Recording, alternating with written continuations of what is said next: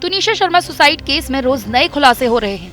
शिजान खान के परिजनों ने आज प्रेस कॉन्फ्रेंस कर तुनिशा शर्मा के परिजनों पर गंभीर आरोप लगाए हैं। उन्होंने तुनिशा की मां के आरोपों को झूठा करार दिया। तुनिशा के मामा पवन शर्मा के आरोपों को बेबुनियाद बताया। शिजान की बहन ने कहा कि वायरल हो रही हिजाब वाली तस्वीर तुनिशा के फोटोशूट की है। उस फोटो का धर्म से कोई लेना देना नहीं है।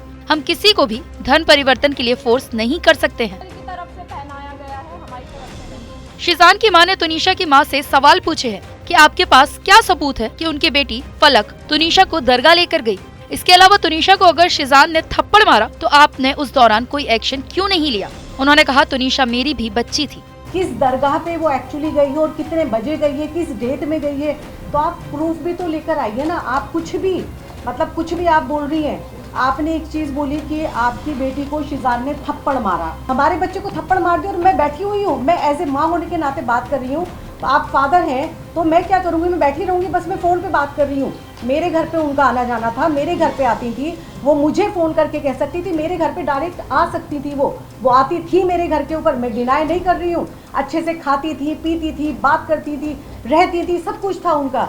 तो जब ये इंसिडेंट हुआ उन्होंने इंतजार क्यों किया, वो मेरे घर पे क्यों नहीं आई, उन्होंने शिजान को थप्पड़ क्यों नहीं मारा। वहीं शिजान के वकील शैलेंद्र मिश्रा ने कहा कि तुनिशा की आत्महत्या से शिजान और उनके परिवार का कोई लेना देना नहीं है।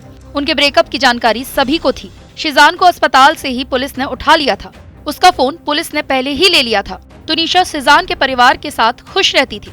पवन शर्मा, जिनको तुनिशा का मामा बताया जा रहा है, वो दरअसल उनके मैनेजर थे, जिन्हें तुनिशा ने निकाल दिया था। वकील शैलेंद्र मिश्रा ने आगे कहा कि लव जिहाद जैसा तो कोई मामला नहीं है। जो तस्वीर आई है वो सेट के दौरान गणेश चतुर्थी की है।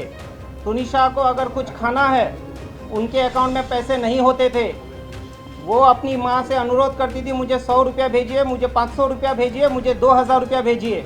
उनकी माँ काफ़ी प्रश्न करने के बाद वो पैसे उनको फॉरवर्ड करती थी। तुनिशा को पैसों के लिए उनके खुद के कमाए हुए पैसे होने के बावजूद उन्होंने आगे कहा कि तुनिशा ने शिजान को गिटार के अलावा कोई और गिफ्ट नहीं दिया है। तुनिशा तेरे पास इतने पैसे नहीं है, कितना लगा है बता दे, मैं पैसे देता हूँ। बाकी तुनिशा ने मुझे ईयरपॉड और गिटार छोड़ के आज तक कोई गिफ्ट नहीं दिया है।